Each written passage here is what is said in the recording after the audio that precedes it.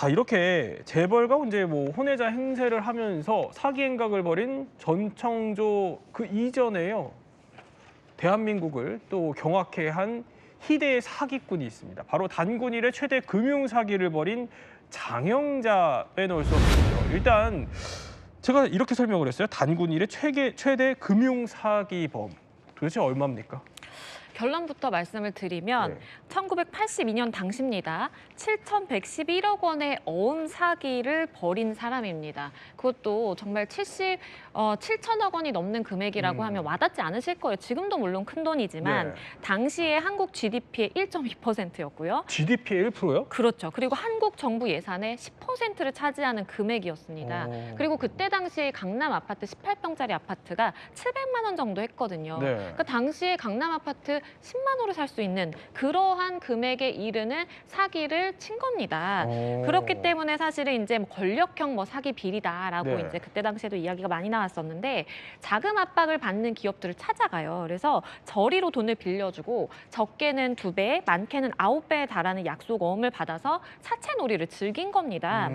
이렇게 해서 사실은 7천억 원대의 사기가 성립할 수 있었는데 이 사건으로 징역 15년 선고받고 복역했거든요. 네. 그런데 98년에 8.15 특사로 나와서 더 황당한 건 2년 뒤에 2000년에 국권 앞에 사기 사건을 또 220억 원대의 사기 사건을 네. 벌입니다. 그래서 징역 10년을 또 선고받아서 복역을 해요. 그리고 나와서는 또 2018년에 6억 원대 전환사채 사기 사건을 벌이고 이걸로 또 4년을 선고받고 올해 또 250억 원대의 사기 이제 뉴스가 나오기도 했죠. 그래서 장영자가 실제로 복역한 기간만 34년입니다. 34년? 누군가를 그렇죠. 살인한 것도 아니고 네. 뭐 강력범죄가 아님에도 불구하고 이렇게 34년이라는 실형을 산 그런 인물로 알려져 있고 그만큼 사기 행각이 정말 다각화됐었다, 황당했다라는 생각이 듭니다. 베프로파일러님, 이분이 지금 나이가 한 70대, 80 넘었죠. 80 넘었나요? 예, 80. 그러면 거의 인생의 한 절반 가까이를 그렇죠. 감옥에서. 44년생이니까. 그렇군요. 자, 그런데 인생의 절반 가까이 이제 감옥에서 보냈음에도 불구하고 또 들어가고 예. 그런 거네요. 예. 자, 그러면 지금부터 그 장영자의 수법을 한번 살펴보도록 하죠. 어떻게 사기를 쳐왔을까? 첫 번째, 남다른 화술이라는 겁니다. 자, 우리가 오늘 임채원 변호사님 저희 특별하게 모셨는데 왜 모셨냐? 자, 2018년에 장영자의 그 4번째 사기 사건 수사를 담당해서 장영자를 실제로 보셨어요?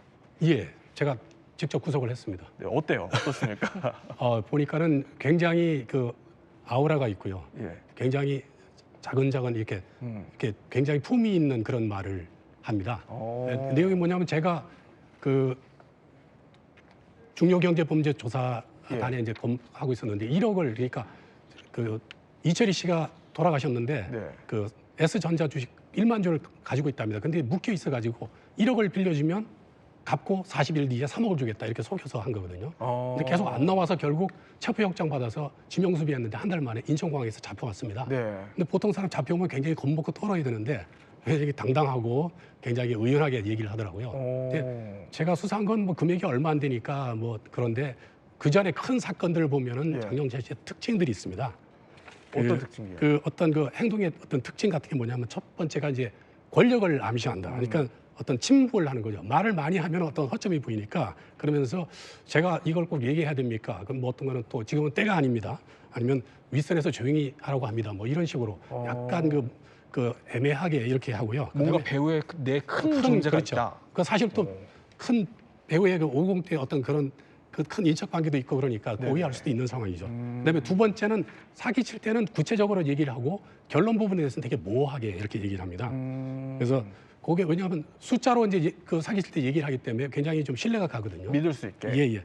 구체적으로 숫자를 얘기하고 그다음에 세 번째는 아까도 말씀드렸지만 말하는 속도가 좀 이렇게 천천히 상대방의 어떤 불안을 이용한다든지 그래서 그걸 천천히 얘기하고 저쪽에서 반응이 안 좋으면은 그러면 이런 일은 없던 걸로 합시다. 이렇게 되면 굉장히 또 불안하죠, 상대가. 그러니까 어떤 그런 밀당 기술이 상당히 있다. 이렇게 얘기할 수 있고요.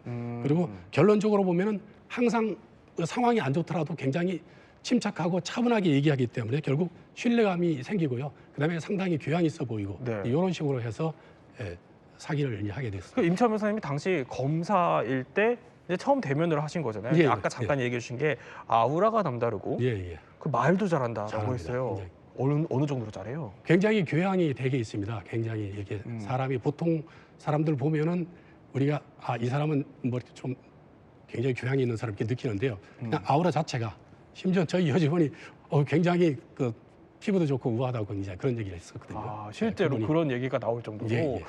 그러니까 그 정도로 이제 기억이 나실 정도로 지금 예. 뇌리에도 남아 있는 굉장히 특이한 사례였다. 예, 맞습니다. 예. 라는 건데, 자, 이 화수를 쭉 정리해 주셨거든요. 근데 백프로파일먼트 여쭤보고 싶은 거는 여기에 속는 사람의 심리는 뭡니까? 그러니까 이제 보통 우리가 여백의 미라고 합니다. 예. 뭔가 안 보여주려고 하는 겁니다. 내 뒤에 뭐가 있는 것 같아.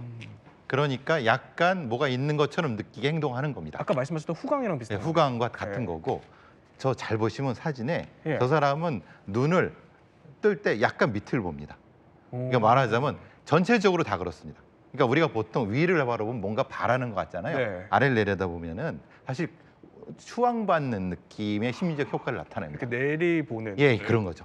그러니까 말하자면 이게 섞여 있는 형태로 그리고 아까 말씀하신 것처럼 이제 숫자를 첫 번째 탁 던져주면서 신뢰를 했는데 네. 그때 신뢰된 책임을 안 지는 거죠. 어. 치고받고 그 다음에 뭔가 와도 절대 당황하지 않고 내가 알아서 할게 이런 식인데 책임 안 지는. 그러니까 보면은 저것도 보시죠. 네. 밑에를 내려보고 있지 않습니까? 그렇네요. 아, 대부분의 사진이 다 그렇게 찍힌 그렇죠. 것 같고요. 우리가 보통 예. 사람은 저렇게 잘 안 뜨죠. 그러니까 많이 당황하죠. 사람들 보면은 뭐가 있는 것 같은데 네, 네. 이런 심리적인 위압감이 확 형성되게 합니다.